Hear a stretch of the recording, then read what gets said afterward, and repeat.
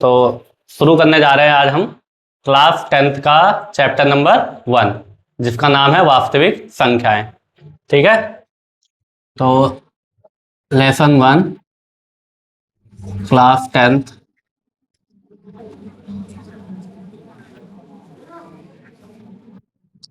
वास्तविक संख्याएं। वास्तविक संख्या हमारी जो संख्याएं होती हैं वो दो प्रकार की होती हैं, एक होती है वास्तविक, एक होती है काल्पनिक। तो आज हम यहाँ वास्तविक संख्याओं के बारे में पढ़ेंगे, काल्पनिक संख्याओं के बारे में हम 11th और 12th में पढ़ेंगे। ठीक है, तो वास्तविक संख्या में सबसे पहले हम पढ़ते हैं प्राकृतिक संख्याएं। प्राकृतिक संख्याएं सबको पता होगा, प्राकृतिक संख्याएं किसे कहते हैं, जिनको हम इंग्लिश में नेचुरल नंबर बोलते हैं। नेचुरल नंबर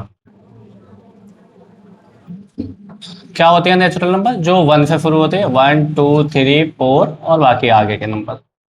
फिर हमारे होते हैं पूर्ण संख्याएं। पूर्ण संख्या जो कि होती हैं, जिनको हम होल नंबर बोलते हैं, होल नंबर, और जो 0 से शुरू होती हैं, 0 1 2 3 4 5। अब नंबर 3 होते हैं हमारे पूर्णांक। पूर्णांक जिनको हम इंटीजर्स बोलते हैं, इंटीजर। अब ये इंटीजर्स हमारे 3 टाइप्स के होते हैं। कौन कौन से? सबसे पहला होता है धनात्मक पूर्णांक, जिसको हम इंग्लिश में पॉजिटिव इंटीजर्स बोलते हैं,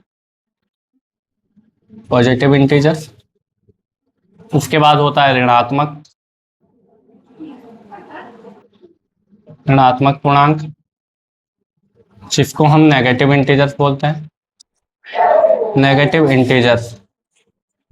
और फिर तीसरा होता है हमारा शून्य पूर्णांक,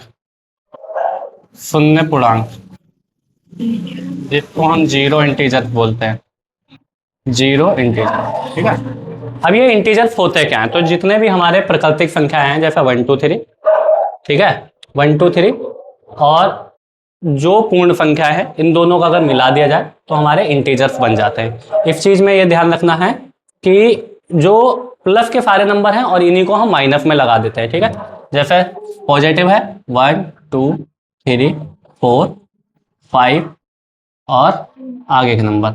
नेगेटिव में क्या हो जाएगा? हमारा माइनस आ जाएगा, -4 -5 -6। ठीक है, और 0 में क्या आ जाएगा? हमारा 0। अब यहाँ पे हम थोड़ा नंबर लाइन के बारे में जानेंगे, जिस पे हम अच्छे से रिप्रेजेंट कर सकते हैं किसको? इंटीजर्स को। यहाँ पे हमारा 0 होता है, 1 2 3 4 5 6 और आगे के बाकी नंबर।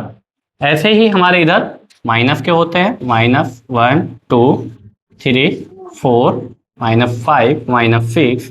ठीक है, अब जब हम आगे की ओर जाते हैं तो हमेशा आगे की ओर क्या होता है? हम आगे की ओर बढ़ते हैं तो क्या होगा?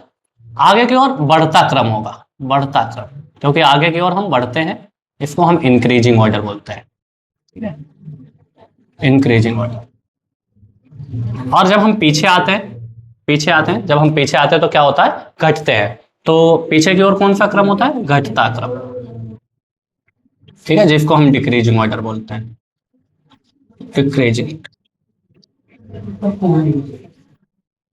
डिक्रीजिंग ऑर्डर बोलते हैं। ठीक है, तो अब हम सीखेंगे कि जो माइनस के नंबर्स होते हैं, नेगेटिव इंटीजर्स, यहाँ पे ध्यान रखेंगे, जो नेगेटिव इंटीजर्स होते हैं वो हमेशा जीरो इंटीजर से छोटे होते हैं। ठीक है, जीरो इंटीजर से हमेशा छोटे होते हैं। और ये जीरो इंटीजर्स और नेगेटिव इंटीजर्स जो है वो क्या होता है? पॉजिटिव इंटीजर से छोटे होते हैं।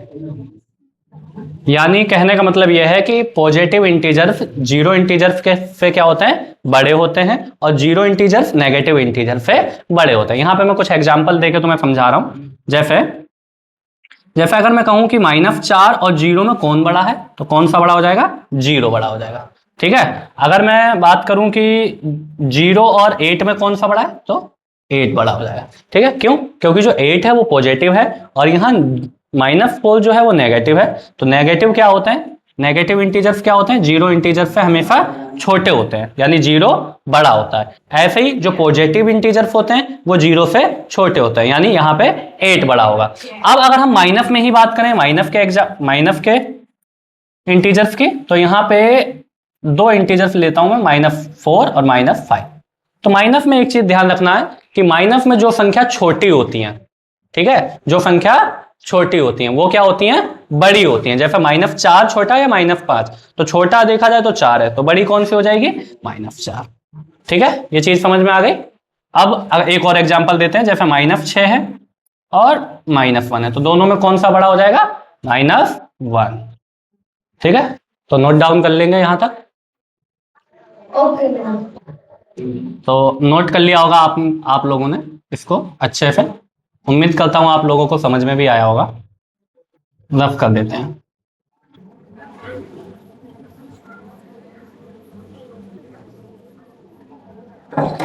अब हम सम संख्याओं के बारे में सीखेंगे, सॉरी परिमेय संख्याओं के बारे में सीखेंगे। परिमेय संख्या, परिमेय संख्या क्या होती है, परिमेय संख्या क्या होती है, जो P/Q का फॉर्म, P/Q के रूप में होती हूं, जबकि Q की वैल्यू 0 नहीं होनी चाहिए। कहने का मतलब है यहाँ पे कि आप जितनी भी परिमेय संख्या है वो इस फॉर्म में हो, अपॉन की फॉर्म में, बट नीचे यानी जो Q है ये कभी भी 0 नहीं होना चाहिए। ठीक है, तो जैसे एग्जांपल है, बंद कर भाई तुम लोग। तो यहाँ पे एग्जांपल के तौर पे मैं समझाता हूँ, जैसे 4/7। तो यहाँ पे देखो एक नंबर ऊपर होगा, ठीक है, यानी जिसको हम न्यूमिनेटर बोलते हैं, और एक नंबर होगा नीचे जिसको हम, मतलब P/Q, ये P होता है, ये P होगा आपका और ये Q। बस शर्त है यहाँ पे कभी भी 0 नहीं होना चाहिए। जैसे 5/0 है, तो यह परिमेय संख्या, परिमेय संख्या नहीं है। क्यों नहीं है, क्योंकि इसमें नीचे क्या है, 0 है, और नीचे अगर 0 होता है मतलब Q की वैल्यू अगर 0 होती है तो वो परिमेय संख्या नहीं होती है। ठीक है, ये चीज ध्यान रखना। अब अगर मान लो कोई ऐसे ही नंबर लिखा है तो क्या ये परिमेय संख्या है, तो इसका जवाब है हाँ, ये परिमेय संख्या है। क्यों, क्योंकि इसके नीचे क्या है, हम 1 मान सकते हैं। आप लोगों को पता होगा कि हर किसी के मल्टीप्लाई में और हर किसी के डिवाइड में 1 होता है। अब यहाँ पे कुछ परिमेय संख्या और भी होती है, जैसे अगर मैं इसको लिखूं 2.47, तो ये भी हमारी क्या है, परिमेय संख्या है। इसी को हम कैसे लिख सकते हैं, आपने 9th क्लास में सीखा होगा कि इसको हम रिपीटेड टर्म से लिखते हैं। जितने पे ये बार लगा होता है इसका मतलब होता है वो संख्या बार बार रिपीट हो रही है। ठीक है, अब एक संख्या और है, जैसे 2.57, अगर डायरेक्ट इस फॉर्म में लिखिए तो भी ये दोनों क्या है, परिमेय संख्या हैं। ये दोनों परिमेय संख्या,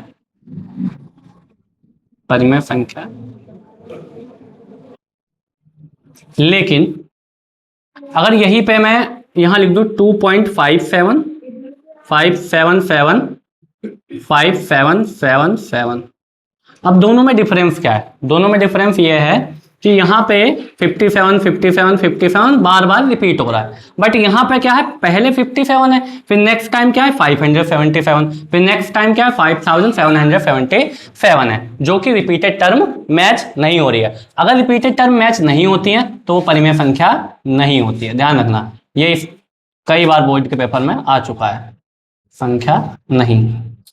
परिमेय संख्या आपकी कितने रूप में होती है, एक तो अपॉन में होती है, एक अगर कोई सिंगल संख्या लिखी है तो भी वो परिमेय संख्या होती है, या फिर कोई रिपीटेड टर्म है तो भी वो परिमेय संख्या है, या फिर ऐसे इफ टाइप से लिखी हुई है तो भी वो क्या है, परिमेय संख्या है। लेकिन अगर रिपीटेड टर्म्स नहीं है, जैसे कि जहां यहाँ पे 57 है, फिर 577 है, फिर 5777, इस तरह से अगर कोई नंबर आता है तो परिमेय संख्या नहीं होती है। ठीक है, और एक चीज और, अगर रूट में हूं बट वो रूट से बाहर आ सकती है, जैसे ये किसका स्क्वायर रूट होता है, 3 का, तब भी वो परिमेय संख्या होती है। अब हम नेक्स्ट सीखेंगे अपरिमेय संख्या।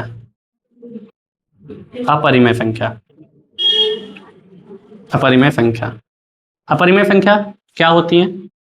जो P अपॉन Q का रूप ना हो, P अपॉन Q का रूप ना हो, वो हमारी अपरिमेय संख्या होती है, जिनको हम इंग्लिश में इर्रेशनल नंबर बोलते हैं, इनको हम इंग्लिश में रैशनल नंबर बोलते हैं। ठीक है, अब एग्जाम्पल के लिए जैसे रूट में अगर 7 लिख दिया तो ये हमारी क्या है? अपरिमेय संख्या है। अब इन दोनों में डिफरेंस सिर्फ इतना, ये स्क्वायर रूट होता है किसका? 3 का, और ये किसी का भी स्क्वायर रूट नहीं होता। अगर कोई भी नंबर स्क्वायर रूट नहीं होता है तो परिमेय संख्या नहीं होती है। ठीक है, और अगर ये रिपीटेड टर्म्स नहीं है तो वो भी हमारी कौन सी संख्याएं होती हैं? अपरिमेय। तो ये हमारी दोनों क्या है? अपरिमेय संख्या है। अब यहां पे मैं कुछ एग्जाम्पल पूछ रहा हूं, दोनों को मिक्स करके आप लोग बताना कौन सा सही है। ठीक है, जैसे अगर मैं लिख दूं रूट 16, दूसरा 2.10100100, फिर थर्ड मैंने 5.9898, फिर फोर्थ मैंने लिखा यहाँ पे 3.21, फिर फिफ्थ लिखा मैंने, बाकी यहाँ लिखता हूँ मैं फिफ्थ 3.7 माइनस का 6 लिखा मैंने 8/8। तो इनमें से कौन कौन सी परिमेय संख्या हैं और कौन कौन सी परिमेय संख्या नहीं है? तो परिमेय संख्या नहीं होंगी तो वो कौन से होंगे? अपरिमेय संख्या होंगे। तो अब देखो ये जो 16 है ये क्या है? हमारा परिमेय संख्या। क्यों? ये किसका इसका रूट होता है? 4 का। ठीक है, तो ये हमारी क्या है? परिमेय संख्या है। परिमेय संख्या है। ये देखो यहाँ पे 10 है, फिर 100 है, फिर 1000 है, मतलब यहाँ पे रिपीट नहीं हो रही। अभी मैंने समझाया था कि अगर रिपीट ना हो, ये देखो दोबारा बताया, यहाँ पे रिपीट ना हो, रिपीट ना हो, पॉइंट के बाद कोई भी डिजिट रिपीट नहीं होती है तो कौन सी संख्याएं कहलाती हैं? अपरिमेय संख्या कहलाती हैं। तो ये हमारी अपरिमेय संख्या है, यानी परिमेय संख्या नहीं, अपरिमेय संख्या है। ये क्या है? देखो 98 98 और आगे भी क्या है? 98 है, तो ये रिपीटेड है, तो रिपीटेड है तो वो कौन सी संख्या कहलाती हैं? परिमेय संख्या। तो ये हमारी परिमेय संख्या है। और ये अगर बाल लगा हो तो आंख बंद करो और सीधा लिख दो परिमेय संख्या। ठीक है, ये अपॉन में है तो ये भी हमारी परिमेय संख्या है, और ये भी हमारी परिमेय संख्या है। क्यों? क्योंकि इसके नीचे हम 1 मान सकते हैं, परिमेय संख्या। ठीक है, तो नोट डाउन करेंगे। तो नोट कर लिया होगा आप लोगों ने, मैं इसको रफ कर देता हूं। अब इससे एग्जाम में क्वेश्चन कैसे आता है? तो एग्जाम में क्वेश्चन कैसे आता है? निम्न में कौन सी परिमेय संख्या नहीं है? परिमेय संख्या नहीं है, 4 ऑप्शन मिलेंगे आपको। ठीक है, इससे लॉन्ग क्वेश्चन नहीं आएगा, आएगा तो सिर्फ एमसीक्यू ही आएगा, कोई भी लॉन्ग क्वेश्चन नहीं आएगा, ध्यान रखें सर। तो इसलिए ये टॉपिक जितने भी पढ़ा रहा हूं आज, ये बहुत ही मोस्ट इंपोर्टेंट है और इनसे कई बार क्वेश्चन पूछे जा चुके हैं। एक तो ये परिमेय संख्या से रिलेटेड क्वेश्चन पूछा गया है, दूसरा अभी आगे जो आएगा मैं उसमें बताऊंगा दूसरा क्वेश्चन किससे रिलेटेड पूछा गया है। आप लोग इस चीज का ध्यान रखेंगे। जैसे इसका पहला ऑप्शन दे दिया आपको √9, दूसरा दे दिया √36, थर्ड दे दिया 3.21, 211, 211 और फोर्थ दे दिया इनमें से कोई नहीं, इनमें से कोई नहीं। तो इसका कौन सा ऑप्शन सही होगा? बताओ फटाफट, इसका कौन सा ऑप्शन सही होगा? तो इसका ऑप्शन होगा सही, क्वेश्चन में क्या पूछा है? परिमेय संख्या नहीं है। तो ध्यान रखें, आप बिल्कुल जल्दबाजी ना करें। बच्चों को यहाँ पे भेजता हूँ परिमेय संख्या तो तुरंत एक टिक लगा देते हैं। क्वेश्चन को आप अच्छी तरह से पूरी पढ़ें। तो यहाँ पे पूछा है परिमेय संख्या नहीं है, तो परिमेय संख्या कौन सी नहीं है? ये। क्यों? क्योंकि यहाँ पे देखो ये 21 है, फिर 211 है, फिर 211 है, यानी यहाँ पे नॉन रिपीटिंग टर्म है। तो जब भी नॉन रिपीटिंग टर्म होती हैं तो वो क्या कहलाती हैं? अपरिमेय संख्या, यानी यही हमारी परिमेय संख्या नहीं है। बाकी ये किसका स्क्वायर रूट होता है? 3 का, और ये किसका स्क्वायर रूट होता है? 6 का। तो ये दोनों क्या है? हमारी परिमेय संख्या है, और इस ऑप्शन के साथ हम जाएंगे नहीं, तो बचा कौन सा? यही ऑप्शन। ठीक है, और भी कई क्वेश्चन पूछ रखा है। निम्न में कौन सी परिमेय संख्या है? परिमेय संख्या है। तो क्वेश्चन को ध्यान से पढ़ेंगे पूछ क्या रहा है। ठीक है, इस बार इस क्वेश्चन पूछा कौन सी परिमेय संख्या है, तो इसके ऑप्शन अगर मान लो 2.01 011 0111 एडजस्ट कर दिया, दूसरा दे दिया √7, ठीक है, थर्ड दे दिया √9, और फोर्थ दे दिया, या थर्ड दे दिया आपका √3, फोर्थ दे दिया आपको। तो इनमें से कौन सी परिमेय संख्या है? तो मैंने बताया परिमेय संख्या क्या होती है, आपको अच्छे से पता होना चाहिए परिमेय संख्या क्या होती है, तभी आप लोग इस क्वेश्चन का जवाब दे पाएंगे। ठीक है, इस चीज का ध्यान रखें। तो परिमेय संख्या ये है, ये नहीं है। क्यों नहीं है? क्योंकि यहाँ पे देखो नॉन रिपीटिंग टर्म है। ठीक है, ये रूट से बाहर नहीं आ सकते, इसलिए ये भी परिमेय संख्या नहीं है, और ये भी परिमेय संख्या नहीं है। क्यों? क्योंकि ये भी रूट से बाहर नहीं आ सकते। ये क्या है? हमारा 3 का रूट होता है, तो ये रूट से बाहर आ गई, और जो संख्याएं रूट से बाहर आ सकती हैं वो हमारी क्या होती हैं? परिमेय संख्या होती हैं। तो ये इसका ऑप्शन सही है। ठीक है, अब हम नेक्स्ट टॉपिक है पढ़ेंगे सम संख्याएं। सम संख्याएं, सम संख्याएं किसे कहते हैं? सम संख्याओं को बोलते हैं इवन नंबर। इवन नंबर, ठीक है, अच्छे से ध्यान से देखेंगे। कोई भी डाउट होगा तो कमेंट में पूछ लेंगे। ठीक है, तो अब हम सीखेंगे सम संख्याओं के बारे में। सम संख्याएं, सम संख्याएं जिनको हम बोलते हैं इवन नंबर। इवन नंबर क्या होते हैं? इवन नंबर वे संख्याएं जो 2 के टेबल से विभाजित हो। 2 के टेबल से विभाजित हो। अगर कोई संख्या 2 के टेबल से विभाजित है तो क्या होगा? हमारी इवन नंबर होती है। या फिर हम ये भी पढ़ सकते हैं, बहुत पुरानी चीज है, कि अगर लास्ट में 0, 2, 4, 6 और 8 आता हो तो वे सम संख्याएं होती हैं। सम संख्याएं होती। एग्जाम्पल के लिए जैसे 24 लास्ट में 4 आ रहा है, 98010 लास्ट में 0 आ रहा है, 8235 लास्ट में क्या आ रहा है? 6 आ रहा है, 12519। इसमें देखो लास्ट में क्या है? 9 है, जो कि इनमें से कुछ भी नहीं है, तो यानी ये सम संख्या नहीं है। अगर इस यहाँ पे हम 8 लगा देते हैं तो ये कौन सी संख्या हो जाएगी? सम संख्या हो जाएगी। तो ध्यान रखें कि अगर लास्ट में 4 मतलब इनमें से कोई भी डिजिट आती है लास्ट में, तो हमारी क्या कहलाती हैं? सम संख्याएं कहलाती हैं। ठीक है, उसके बाद हमारी है विषम संख्याएं। विषम संख्याएं, ठीक है, जिनको हम क्या बोलते हैं? ऑड नंबर क्या होते हैं? जो वे संख्याएं जो 2 के टेबल से विभाजित ना हो।